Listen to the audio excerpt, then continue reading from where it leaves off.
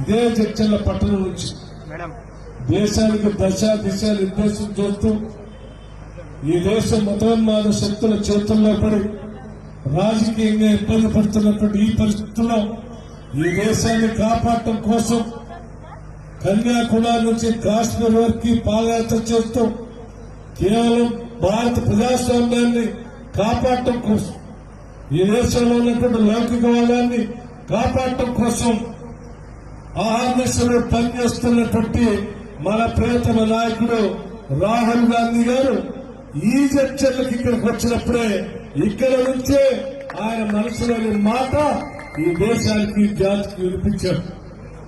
అది మామూలు విషయం కాదు. భారతదేశ చరిత్రలో ఒక చారిత్రాత్మకమైనటువంటి నిర్ణయాన్ని ఈ చర్చల నడిబొడ్డు నుంచి వారు మాట్లాడుతూ ఒక మాట చాలా స్పష్టంగా చెప్పారు. ఈ దేశంలో ఉన్నటువంటి సంపద, ఈ దేశంలో ఉన్నటువంటి వనరులు కొద్దిమంది చేతుల్లోకి పోతా ఉన్నాయి. అటువంటి సంపదని, వనరుల్ని ఈ దేశంలో అత్యధిక శాతంగా ఉన్నటువంటి బలహీన వర్గాలకు కూడా అందించాలి.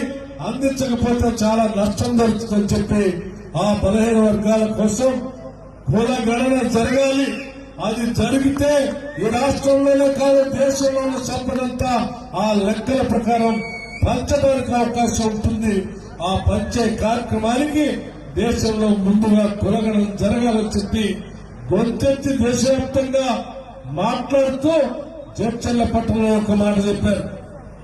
ఇప్పుడు జరిగే ఎన్నికలు, దేశ ఎన్నికల కంటే ముందు ఈ రాష్ట్రంలో ఎన్నికలు జరుగుతా ఉన్నాయి.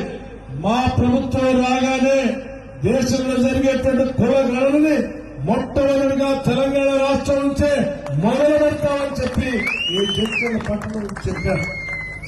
వారు చెప్పినటువంటి మాటని, వారు చూపించినటువంటి మార్గంలో, వారు ఇచ్చినటువంటి సందేశాన్ని పూచా తప్పకుండా ఆయన ఆలోచన మేరకు నిన్న అందరికీ తెలిసిందే ఒక చారిత్రాత్మకమైనటువంటి విధానపరమైన నిర్ణయాన్ని రాష్ట్ర శాసనసభలో కాంగ్రెస్ ప్రభుత్వం రాహుల్ గాంధీ గారి ఆలోచన మేరకు కులగణన చేయడానికి ఏకగ్రీవంగా తీర్మానం చేసినటువంటి విషయం మీ అందరికీ తెలియజేయడానికి, ఇదే చర్చలకు వచ్చి ఇక్కడ మాట్లాడటానికి నిజంగా నేను చాలా అదృష్టంగా భావిస్తా ఉన్నాను, సంతోషిస్తా ఉన్నాను కూడా.